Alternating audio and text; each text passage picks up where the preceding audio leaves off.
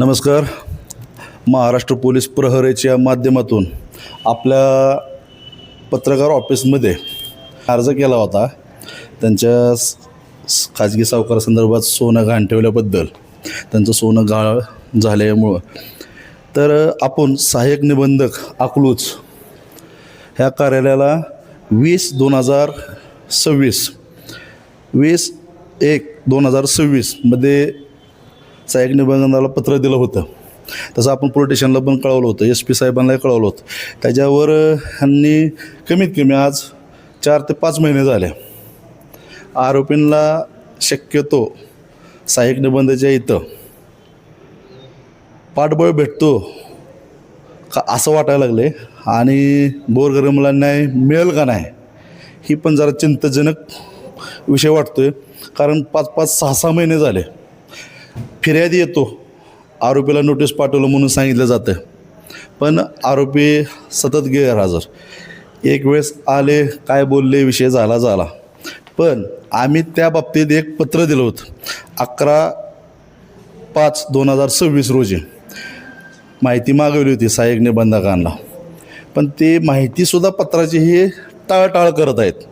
म्हणून आज आपण अकलूज कार्यालय सहाय्यक निबंधक यांना सरडे साहेब म्हणून आहेत, त्यांना भेटणार आहे.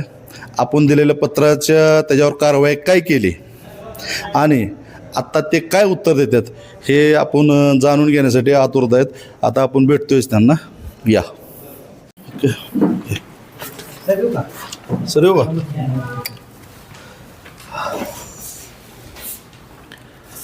काय नाही, आपल्याला ह्या प्रकारे 11/5. मी सचिन रणदिवे आहे, जनसत्ता मराठी न्यूजचा मुख्य संपादक आहे मी स्वतः. हां 11/5/26 तुमचं पत्र आहे. हां, नेमकं काय म्हणजे तक्रारी अर्जावर आपल्या ऑफिसने काय कारवाई केली? आमच्या ऑफिसकडे याची सुनावणी चालू आहे. बरं. सुनावणी पुढच्या आठवड्यात ठेवलेली आहे. पत्र न्यायप्रविष्ट आहे, त्याच्यामुळे ही माहिती देता येत नाही. जेव्हा कंप्लीट होईल तेव्हा दोन्ही पार्टीला कळून जाईल, तुम्हालाही कळून जाईल. बरोबर, म्हणजे प्रकरण न्यायप्रविष्ट असल्याने आपल्याला कुठली माहिती आमच्याकडे चालू आहे. ओके. संबंधित माणसाला जर आला तर त्याला देता येईल माहिती, परंतु असं ओपन पब्लिकली करता येत नाही, गोपनीय तक्रारी असतात. ठीक आहे सर, पण हे पत्रकारानेच तुम्हाला त्यांच्याविषयी संदर्भात तक्रार अर्ज दिला होता, पोलीस स्टेशनला दिला होता आणि स्टेशनला दिला होता. वैयक्तिक नाही, ते पत्रकाराकडेच न्याय मागण्यासाठी सोबत त्यांनी न्याय मिळवून देण्यासाठी अर्ज करून तुम्हाला ते अर्ज लेटर पॅडवर पत्रकाराच्याच ह्याच्यावर दिलेला आहे. वैयक्तिक हा विषयच नव्हता. कांबळे साहेब, वैयक्तिक अर्ज आहे, अर्ज तर बरोबर द्यावाच आहे. लागेल. हे तक्रार दोघांचे वैयक्तिक द्या, पत्रकाराचं बी द्या आणि त्यांना पण द्या. तुम्ही जी वैयक्तिक तक्रार द्या. दिली, जे संबंधित पत्रकार ते तुम्हीच होते. हो. तुम्ही जी तक्रार दिली त्याच्याबद्दल तुमचं वैयक्तिक काहीच नव्हतं. तुम्ही XYZ माणसाची ती तक्रार दिली होती. त्यानंतर ते संबंधित माणूस देखील आला, त्यांनी तक्रार दिली, तर त्याच्यानुसार आमची कारवाई चालू आहे. हेच माझं म्हणणं आहे. पण सर, आता आपण ते पत्र त्यांना तुम्ही जे तुमच्याकडे तक्रार दिली होती 20/1/2026 ला दिली होती, असू दे. हा, त्याच्यानंतर तुम्ही आतापर्यंत नोटीस किती आरोपीला पाठवले तुम्ही? माझ्या हिशोबाने 3 ते 4 नोटीस त्याच्यामध्ये गेलेले आहेत. कधी एक जण हजर आहे, कधी एक जण हजर नाही. माझ्या हिशोबाने फिर्यादी कंटिन्यू हजर आहे, आरोपी हजर नाही. असू द्या ना. कारण तर तुम्ही सर आम्हाला द्यावं. ज्या तारखेला आम्ही आलोय आम्ही दोघं गाठ घेतलेलं आहे, बरोबर आहे. जे काही तुम्ही गाठ घेतली ते प्रत्येक गोष्ट लेखी असते. तुम्ही गाठ घेऊन पण नाही, तुमचे साहेब पण असतील, तुम्ही जर आले असतात तर. आता समोर येतोय तुम्ही त्याच्यावर तो काय मी बोलून किंवा तुम्ही तुम्ही बोलून तुला काय म्हणला की आरोपी अजून आलेला हा नाही, ना. नोटीस पाठवले पण तो आला नाही. एक सुनावणीला म्हणून ते असे- आले नाही, दुसऱ्या सुनावणीला ते आले. आता आपण एक अंतिम सुनावणी घेऊन तो विषय संपवणार आहे. जे काय असेल नियमानुसार ते होईल, त्याच्याबद्दल निश्चिंत राहा. आणि सर, तुम्हाला एवढे फिर्यादीने सांगितलं किंवा पत्रकारांनी सांगितलं की पत्रकारांनी स्वतः त्याचा लाईव्ह व्हिडिओ दुकानात जाऊन घेतला आणि स्वतः त्यांनी दुकानदारांनी स्टेटमेंट दिले हो, तर की आम्ही माझ्याकडे संबंधित लायसन पत्रकार नाही. आहेत, त्यांनी मला तोंडी सांगितलं. तुम्हीच मागच्या आठवड्यात फोनही केला, तर मी म्हटलं की तुमचं डिजिटल एव्हिडन्स काय असेल तो पेनड्राईव्ह मध्ये द्या, आणि माझ्या कार्यक्षेत्रात जेवढं मला एव्हिडन्स तपासायचे अधिकार आहे ते मी करल.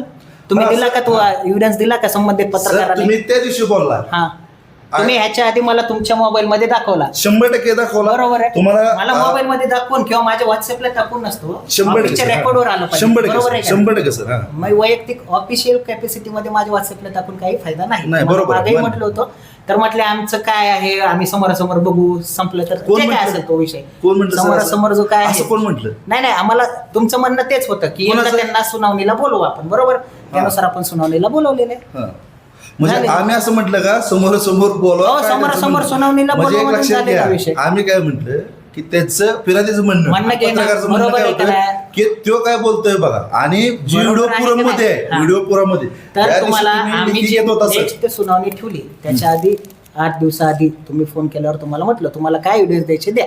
हम्म. तुम्ही आधी दिलेत का आजपर्यंत एव्हिडन्स? तुम्हाला सांगू का हा. बघा, पत्र दिले तुम्ही पत्र तुम्हाला काय काय काय कसं हा. तुम्हाला पत्र दिल्यानंतर मी 10 दिवसांनी म्हटलं की सर तुम्हाला अजून पुरावा काय पाहिजे ह्याच्या आधी म्हटलं तुम्हाला व्हिडिओ पुरावा आहे त्यावेळेस तुम्ही मागितलं नाही व्हिडिओ का पुरावा ऐका ग्राह्य धरता येतो नाही येत याबद्दल आम्ही तो चालू आहे आमचा विषय. तुम्ही व्हिडिओ 65 द्या. बी कलम प्रमाणपत्र सुप्रीम कोर्टाचा आदेश आहे सर, सर तुम्ही त्याच्यानुसार चालतं. तुम्ही आधी व्हिडिओ द्या हा. त्यानंतर मी त्यांचंही म्हणणं घ्यावं 100% लागेल आणि सर. त्यानंतर काय ती कारवाई होईल. ठीक आहे चालेल. ठीक आहे धन्यवाद सर. आज आपण साहेब सरांना बोललोय आता सर पुढची कारवाई काय करतात ह्याच्याकडे लक्ष आपण ठेवून आहेच आणि त्यांनी जी पुरावा मागितल्यात आज आपण मेमरी कार्ड आणि त्याच्या मेमरी कार्डासोबत अर्ज पण देत आहे.